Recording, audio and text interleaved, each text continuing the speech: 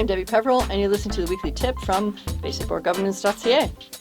I have been talking about compliance all summer. I have gone through an acronym and finished each of them, and today we're talking about the checklist. So, to remind you what the acronym was, it's comply. C equals communicate the policies. O is observe behaviors. The M is to measure compliance. The P is either prevention, keep people from breaking the rules, or penalties if they do break the rules. The L was for leadership, also known as tone at the top. The leaders should model the behavior. And the Y was for you. You can also be a model of the best behavior, which will encourage other people to follow along. So how do we make sure we're implementing the comply acronym? There's 4 things you need to do.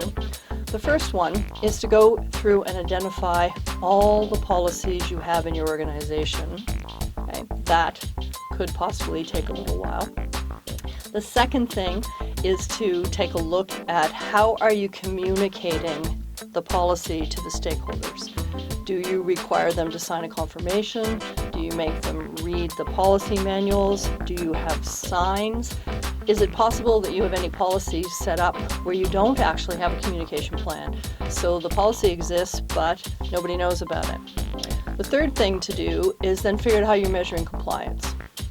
You have the policies, you have them being communicated. Well, how do you know whether they're being followed or not? You have to have a way of measuring that compliance. And lastly, you would decide, are you going to put preventative measures in place to keep people from not following the rules?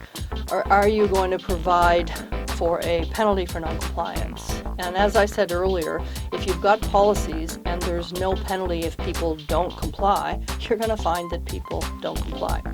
So if you would go in your organization and follow those 4 steps, I believe that I can promise you that the compliance with your policies will definitely improve.